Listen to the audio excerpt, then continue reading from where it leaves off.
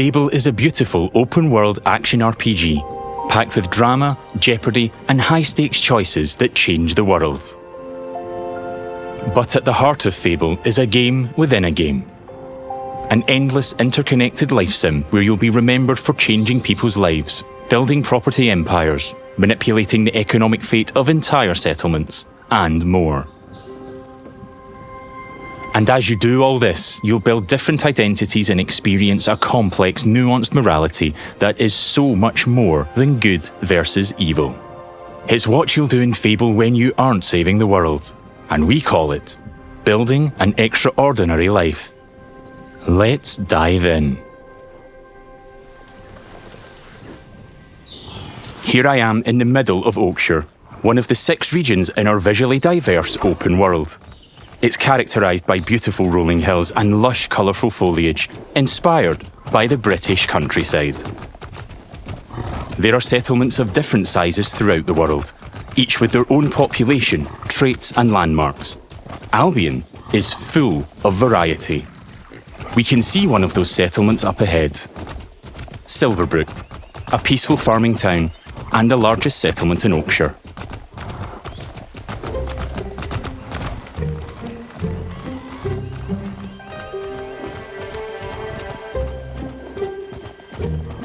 Silverbrook is all about farming, so it has an almost unhealthy obsession with vegetables, which can be seen in every detail of the environment. It's in how the villagers have decorated their houses, their shops, and their streets. It's even in how they dress their scarecrows. When I enter a settlement, I quickly run into the beating heart of Albion. Its people. There are over 1,000 handcrafted, fully voiced NPCs, each one with their own job, home, routine, relationships, and memory. None of these villagers are scripted dressing. They have emergent behaviour powered by real-time systems. They go to work, they go to bed, they have hobbies and families. Sometimes, they just want to spend time in the pub. Albion feels alive because its people have lives. I've never been to Silverbrook, and because I've done nothing of note yet, Max the stable hand here is completely indifferent to me. Got a minute? What do you want then? So, if I ask him to follow me... Follow me. I don't deal with randos. He won't, and he thought I was weird. That's fair. Right then. Bye. Mind how you go, I guess.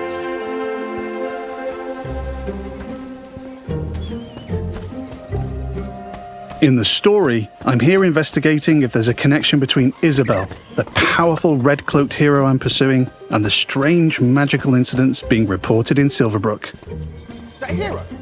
Hey! Over here. I've heard something about giant vegetables and a hero called Arden who lives nearby. Maybe they could help me find Isabel.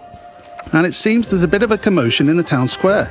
Let's see what's going on. Someone needs to tell this little brat what's what. Oh, hero, can you do me a favour and get this bloody kid away from me? No! I won't let you kill Colin! Hero! You have to stop him! Look, kid, I'm a butcher, and Colin's just a pig. Do I need to spell it out? But I'm not like all the other pigs, am I, John? Oh, Look, I am not having this conversation with you again, Colin. Did I just understand that pig? Oh, yeah, the novelty wears off after a bit, trust me. Colin's special! Please. We can eat something else at this little travel feast. Well done. People are expecting a hog roast, kid, and I've been preparing this pig for ages. But I've only just learned to communicate. Who knows what else I could achieve? I've got potential, hero. Don't let me end up on a spit. Please. Well, this certainly qualifies as a magical incident. What you're seeing here is not a cinematic.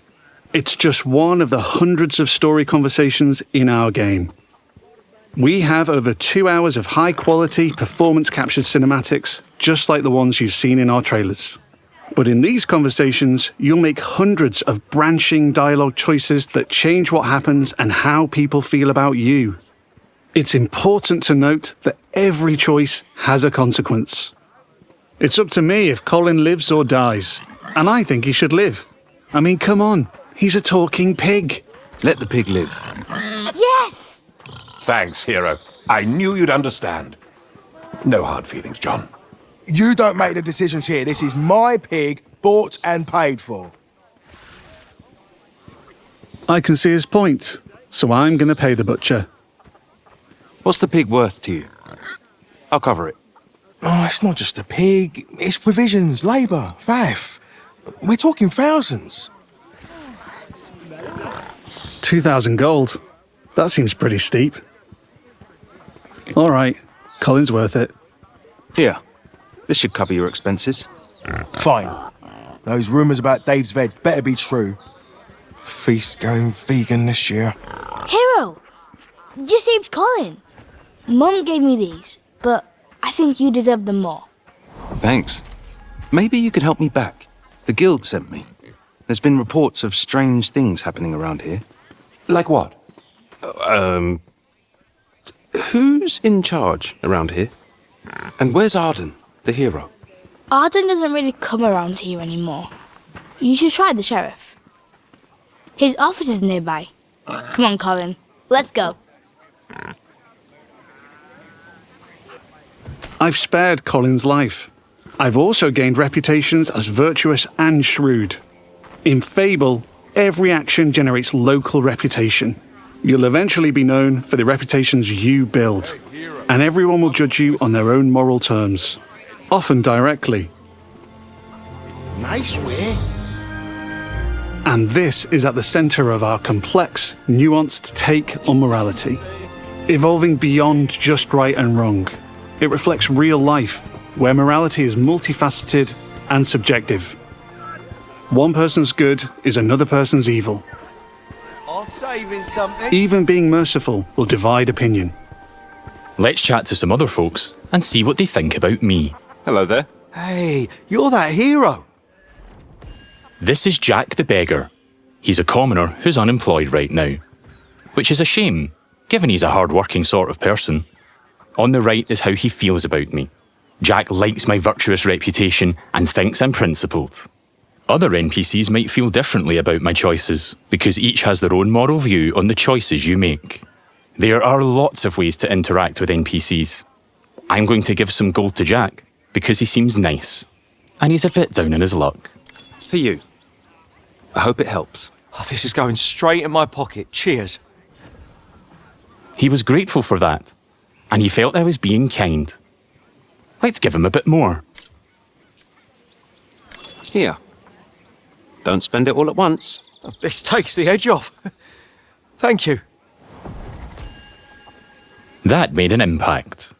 I've gained a reputation for being kind, and I'm known for it across Silverbrook. Everything you do has a consequence. Let's leave Jack. So long. You're like a breath of fresh air, you know? I do like Jack, though. Maybe I should buy him a gift. There are lots of shops with different stock across Albion. Let's go to the general store across the street to see what they have. Every business has NPCs working in them as part of their daily life. Just like Megan here. This is some quality stuff. Welcome, hero. What can I do for you? Doing my deal to save Colin gave me a shrewd reputation, and Megan here is a fan. She's an ambitious commoner, and she thinks I'm savvy because of my earlier deal-making. Every NPC has unique characteristics driving who they are and what they think of you. You know what? Forget Jack. He's dead to me. I'm going to try flirting with Megan. Phew. Is it hot around here, or is it just you? Well, aren't you confident? Between you and me, I've always wanted to swoon. That went well. Megan thinks I'm charming and flirty, and I've started to build a reputation for it in Silverbrook. Let's ask her out on a date. Do you want to grab a drink or something? Would you believe you're almost what I'm looking for? Clearly she's interested, but I'm not worthy of her time just yet. She wants to date an entrepreneur who owns their own home and only wears fancy clothes. They're high standards. She is ambitious after all. All right, I'm invested in taking Megan on a date. Let's go. I'll be back, I'm sure. You have a smashing day. First, I'll need to buy a business to get a reputation as an entrepreneur. In Fable, I can literally buy any business. I could buy that bakery across the street, or around the corner, I could buy one of the stalls. But you know what? I think I like the pub. The Silver Trough. It's simple to buy a property. Interact with the deed outside the front door to see income, price, and the number of people employed there. To be honest, I've always wanted to own a pub, so let's buy it. Maybe this is the start of my business empire. I'm a proud new pub owner. Now I can set prices and wages, and I can manage the staff. Every villager performs differently. Here, Susan the bartender is great with customers because she's caring. And that's giving my pub an income boost of 10%. Thanks, Susan. The pub's understaffed though. As the new owner, I should probably sort that out. And guess what? I know just the hard-working fellow. Let's go back to Jack the beggar. They're so pure.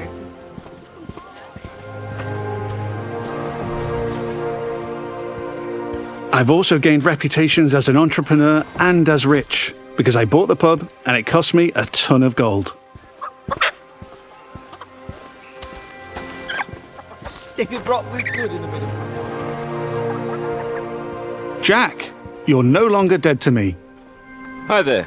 Hey, you. Jack still likes me for my kindness earlier, but I like that Jack is hard-working, so I'm going to give him a job in my pub. Got a job, if you're interested. I can probably do that, yeah.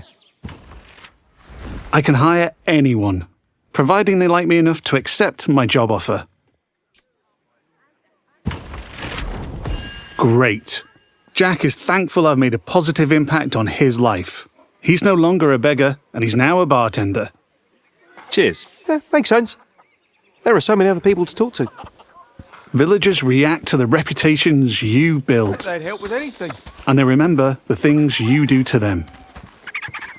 Now the pub is fully staffed, and Jack can head off to work. Incredible. Take your time, Jack. Next, I need some fancy clothes. Let's head to the tailor. What a cheeky charmer. There are lots of places I can update my look. Tailors, hairdressers, tattooists. And every settlement has different options available. There are rare outfits to discover in the more dangerous parts of Albion too. There are tons of options to create a unique look for your hero.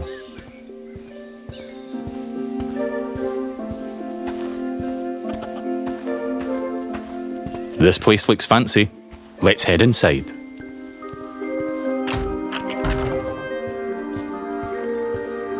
This is the tailor, Rhiannon. So much choice on offer. We're closing soon. Just like real life, wealth is a divisive topic, and Rhiannon has her own views. In stark contrast to the ambitious Megan, she's very much not a fan of rich entrepreneurs, and she thinks I'm out of touch. Which makes sense, given she's humble. Let's have a look at what she's selling. Fancy clothes, hopefully. Can I see your stuff? Don't waste my time. Rhiannon's jacking up the prices by 80% just for me. Looking closer reveals why. That's just how much she hates me. This is just one example of where your choices ripple through all the interconnected systems. And here I've got our character customizer. I'm free at any time to find a wardrobe and change a bunch of different things about myself. I can change my skin tone, body, head, hair, and lots more. In the tailor, I can only buy clothes, But there's over 120 different shops in Albion, each with their own stock and items to buy. Let's finish my outfit with some fancy shoes.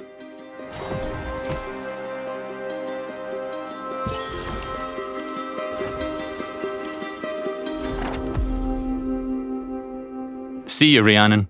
Take care. Yeah, alright.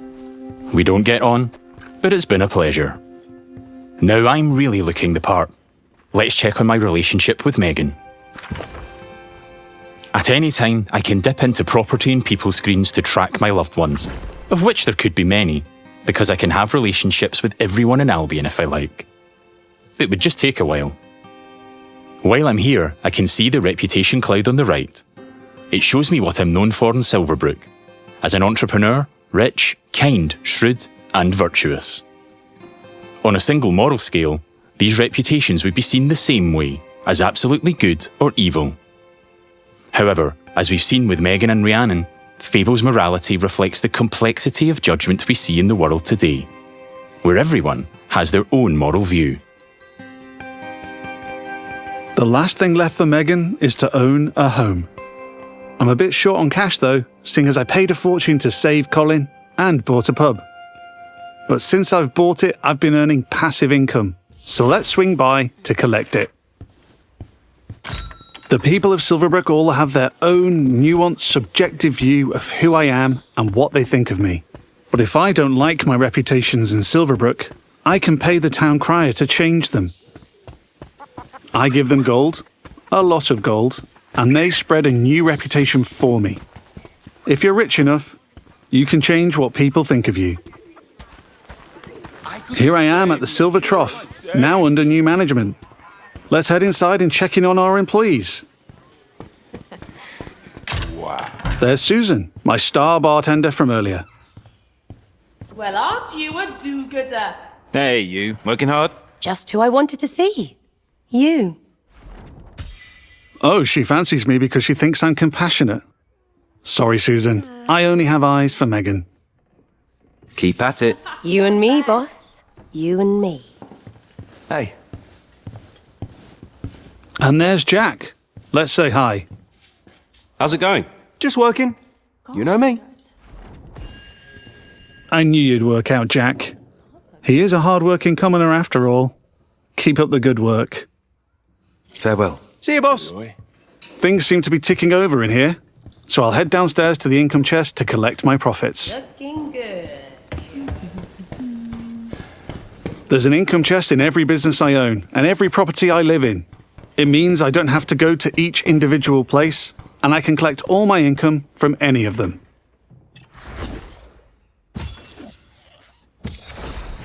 I've got a decent amount of gold now. Time to pick off the last thing on Megan's list. Owning my own property in Silverbrook. Let's go house hunting. I can buy literally any house in Albion. It would just take a while, and quite a bit of gold. But I like the look of this one. Nice garden, rural views, weird hairy pig statues out front. Let's have a look. Looks like I don't quite have enough money. That's a shame, but one thing I can do is pick up a shift at a job. There's a blacksmith just down the road. Hopefully I can go earn enough gold there. Going on dates, buying properties and businesses, and doing jobs are all part of the interconnected Fable experience. It really adds to the sense of immersion when I can take a break from saving the world to change the lives of the people around me and discover how the simulation reacts. I could play this part of the game forever, and I'd never run out of systemic toys to tinker with. There's a couple of jobs to take on across Albion, but today I fancy a try at blacksmithing. It's as simple as walking up to the anvil to start a shift. No prior experience required.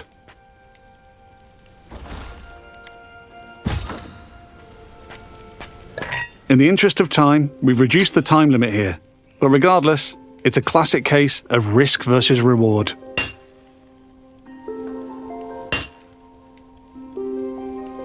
I'm constantly having to balance speed versus precision, while trying to earn as much as I can.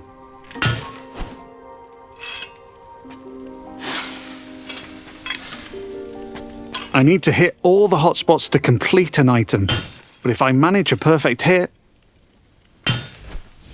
just like that, I earn a multiplier on my gold.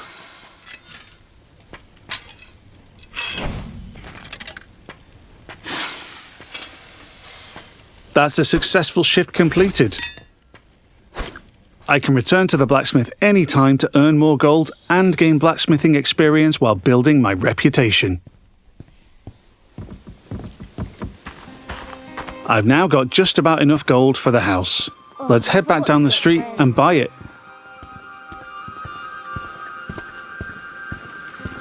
There are guards stationed in every settlement. They're always there to keep a watchful eye on the villagers and probably 2 eyes on a hero. If I get caught committing crimes, I'll find myself in trouble with the law, and that will change what people think of me.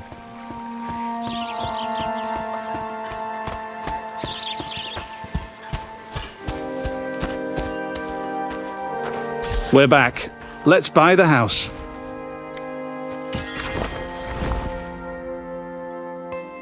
Now I'm the owner, I can hike up the rent or even make it free if I'm feeling charitable. I can manage my tenants too.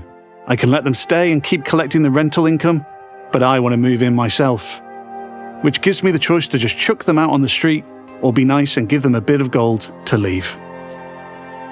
And if I chuck them out, that would cause me to be known as heartless. And I'm trying to be nice right now in case I ruin things with Megan.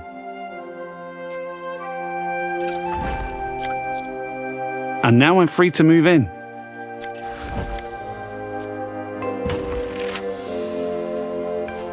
Let's look around. Home sweet home. I can buy any house in Albion. And while this one lacks some square footage, there are huge houses, even mansions I can buy throughout the game. Looks like the tenants left some stuff behind. Awful fans, apparently. Wherever I live, I have access to my income chest and wardrobe, so I can collect all my gold and change my appearance whenever I like. That was the last thing on Megan's list. Let's head back to the general store. Fable has a dynamic time of day that changes what people are doing throughout their routine. It's still the afternoon, so hopefully Megan is still working. If I'm too late, she'll be back home in bed. And there's my new pub with some customers in the beer garden. I love wells on a hill. Now we're back at the general store. On the market. Let's find Megan. A big smile.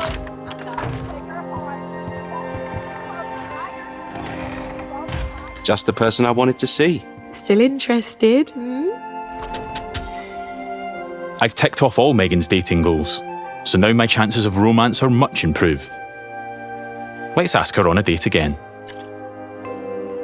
How about a date? A date? Oh, I'm chuffed to bits. I can offer a gift to increase my chances of a date being a good one. As tempting as my new offal is, I'm going to give Megan flowers instead. I think she'll like them more.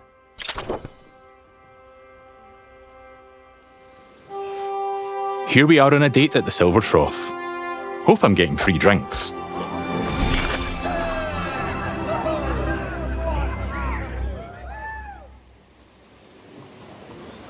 Looks like it went well. That was quite the date, hero.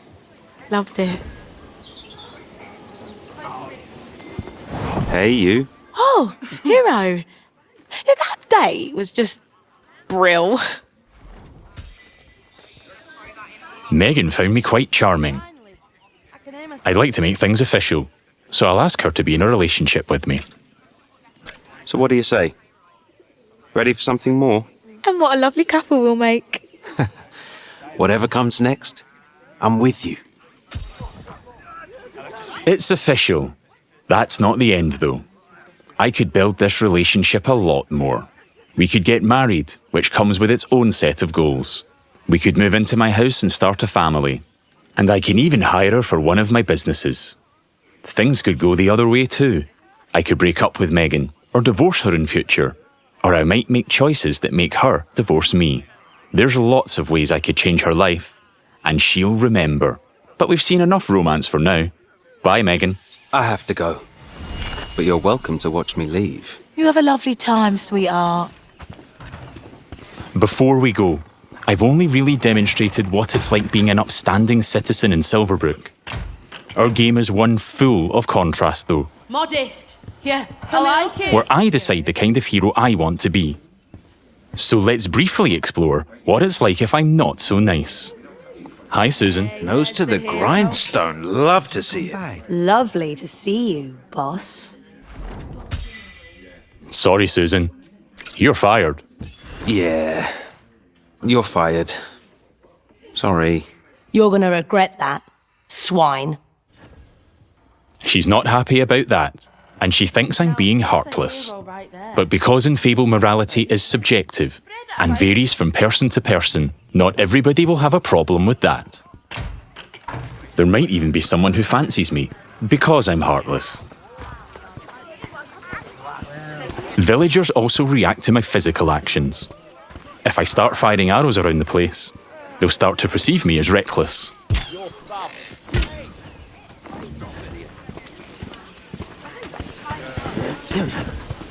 I can even take pot shots at the locals if I want.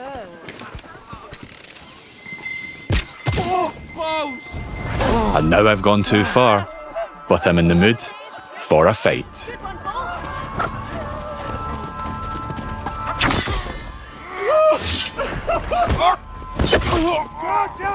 In Fable, you can express yourself with your own combat style, combining strength, skill, and will in style-weaving combat. You choose the weapons, skills, and abilities you want to use and blend them seamlessly together.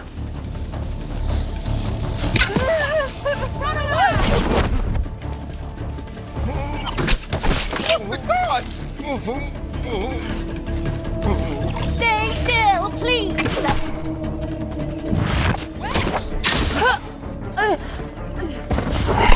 Do I kill the wife?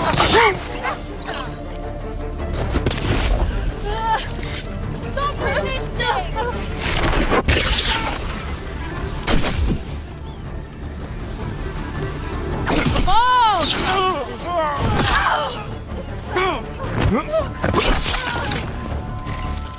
I'm putting up a fight, but backup will keep on coming until I leave Silverbrook. Peacefully or not. I think a tactical retreat is probably for the best. Now I have a bounty on my head which will grow with more crime. I can immediately pay it or pay a reduced fine if I spend long enough out of town. My reputations don't disappear with my bounty though.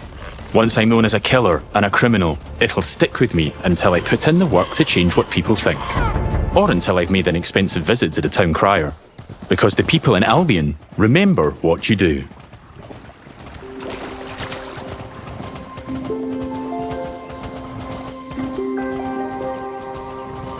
Over the past 25 minutes or so, I've bought a pub and a house, been a landlord, and changed a beggar's life. I've customized my look, saved a magic talking pig, fought the law, and I've built a relationship with just one of Albion's 1,000 handcrafted, fully voiced NPCs. And here's the reputation cloud again. I'm rich and charming because of my spending habits and my relationships.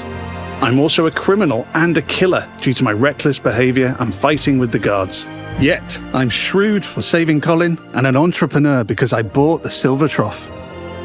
I've built a complex, rich identity in Silverbrook, which the people there will react to through their own moral view. I'm not simply good or evil. I'm so much more than that. There are many more settlements across Albion to explore. My identity is mine to create in each one, and everyone will have their own perspective on what I do as I build an extraordinary life. Thanks for watching, and stay tuned for more in-depth Fable information as we move closer to our launch.